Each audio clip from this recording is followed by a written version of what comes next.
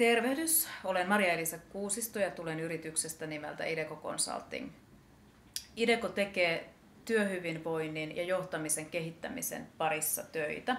Ja syy, miksi Ideco on valinnut työhyvinvoinnin ja johtamisen tällaiseksi omaksi tarjoamakseen, johtuu siitä, että ne kulkevat käsi kädessä. Eli ilman hyvää johtamista ei voi olla hyvää työhyvinvointia. Ja usein kun työhyvinvointia lähdetään kehittämään, niin kehitetään myös samassa sen työyhteisön johtamistyötä.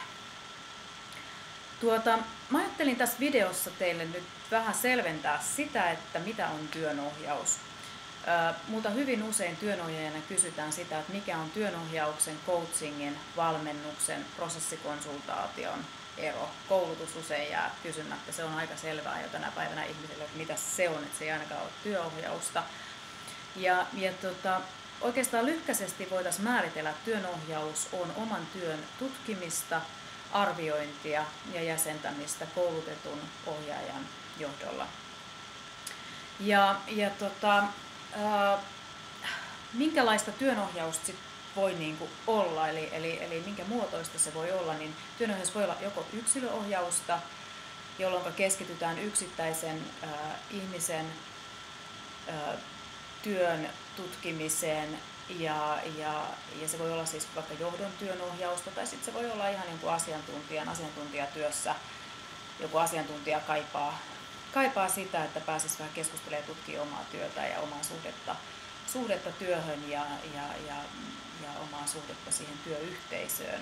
Voi olla, että on tarve vaikka työssä jaksamiseen liittyviä asioita käsitellä jonkun ulkopuolisen kanssa. Tai sitten voi olla, että on jotakin ihan osaamisen kehittämiseen liittyviä asioita, joita niin kuin sitä omaa ammatti-identiteettiä ja siihen liittyvää osaamisen kehittämistä haluaa pohtia jonkun ulkopuolisen kanssa sitten. Sitten ryhmäohjaus, niin aika usein on niin tiimityönohjausta, jolloin tiimi tutkii sitä omaa työskentelyään, kirkastaa ehkä omia tavoitteitaan, tiimin perustehtävää, työrooleja siellä tiimissä ja työnjakoa, työnkuvaan liittyvää työn jakamista ja sitten niitä liitospintoja, miten tiimin jäsenet työskentelee yhdessä ja yhdessä kehitetään sitten vaikka tiimin työkäytäntöjä tai ihan osaamisen kehittämistä siinä tiimissä. Voi olla hyvin monenlaisia ja tiimikin voi hakea joskus työssä jaksamiseen jotain tukea sitten työnohjauksen kautta. Ja usein onkin niin, että tavallaan se jaksamisen tukeminen niin on juuri sitä, että kirkastetaan sitä perustehtävää ja työnjakoa vaikka tiimin jäsenten välillä. Se on usein se, joka sitten työhyvinvointia ja jaksamistyössä myös tuo. Et aika harvoin oikeastaan työnohjauksessa on tilanne, että puhutaan pelkästään työssä jaksamisesta, vaan kyllä se tavoite on nimenomaan se, että se työssä jaksaminen kumpuu sieltä, että se työtehtävät on kaikille selvät, vastuualueet on selvät, yhteistyö pelaa, tiedetään mitkä on ne työn tavoitteet, johtaminen on hyvällä tasolla, että siitähän se työhyvinvointi koostuu, eikä mistään välttämättä kärjistetysti hengitysharjoituksista, vaikka niitäkin välillä tehdään. Ja tehdään mun omissakin työnohjauksissa, välillä vähän puhallellaankin. Mutta eli tämä ryhmätyönohjaus oli toinen, ensimmäinen oli se yksilötyöohjaus, sitten on työyhteisötyönohjaus, on kolmas työnohjauksen muoto, jossa on kysymys sitten siitä, että siellä on usein niin kuin eri organisaatiotasoilta porukkaa mukana, johto on siellä mukana, voi olla, että henkilöstöhallinto on mukana. Ja silloin on usein vähän niin kuin isommasta koko työyhteisöä koskettavasta asiasta, kehittämishaasteesta kysymys, minkä takia koko porukka tarvitaan koolle.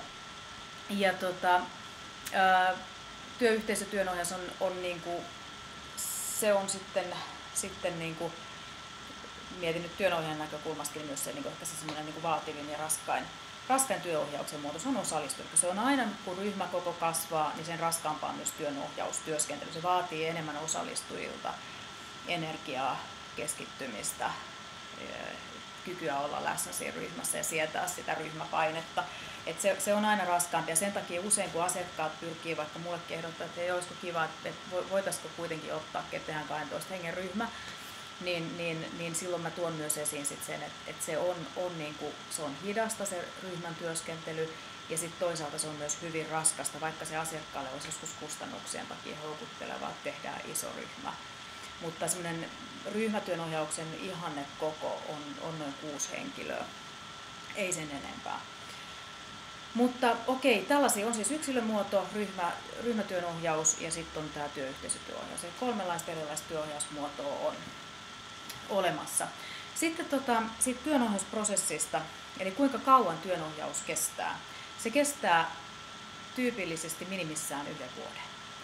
Ja tässä hektisessä työelämän ajassa niin vuosihan tuntuu hirvittävän pitkältä ajalta. Mutta työnohjausmenetelmään kuuluu syvä oppiminen. Ja se syvä oppiminen sellaisessa työsysteemissä, johon liittyy, jos on monta ihmistä, niin se oppiminen se ei tapahdu muutamassa kuukaudessa. Asioita saadaan liikkeelle. Voidaan ehkä jotain pieniä oivalluksia jo tehdä muutaman kuukauden aikana, mutta jos mietitään nyt vaikka niin kuin ryhmätyön ohjausta, niin kyllä siihen sen niin kuin, ryhmän työn tutkimiseen siihen menee oma aikansa ja ensin sitä pitää lähteä tutkimaan sitä omaa työtä ja työympäristöä. Ja tutkimistie ja oivaltaminen, se vie aikaa. Ja se, että löydetään ne oikeat kehittämiskohteet, että mistä tässä on oikeasti kysymys, niin se vaatii aikaa. Ja sitten se oppiminen, ne uusien käytäntöjen, toimintatapojen, mitä sitten työnohjauksessa on kehitetty, niin niiden juurtuminen siihen työarkeen se vie aikaa. Ja jos työnohjaus lopetetaan liian aikaisin, niin vaarana on silloin, että sitten työtä vähän niin kuin valuu hukkaan. Koska se työnohjaus toimii sitten myös vahvistavana elementtinä. Että kun on jotain sovittu jostain uusista toimintatavoista, niin työnohjauksessa seurataan sitä, että miten se sujuu ja miten se toimii. Jos se toimii, niin mitä siinä pitää korjata ja kehittää. Joo, eli vuoden verran niin kuin siihen on hyvä varata aikaa ja mun mielestä se on vielä, niin kuin, varsinkin nyt kun tämä työelämä on niin hektistä ja muutoksia on jatkuvasti, niin työhyvinvoinnin näkökulmasta niin on tärkeää, että olisi joitain sellaisia pysähtymisen paikkoja siellä työarjen keskellä ja työnohjaus voi olla tällainen paikka, jossa sitten niin kuin saadaan rauhassa tutkia eikä hutkita. Niin se tuo myös, niin kuin, mä näen kyllä vahvasti niin kuin työnohjauksen, että se tuo tolkkua työelämään.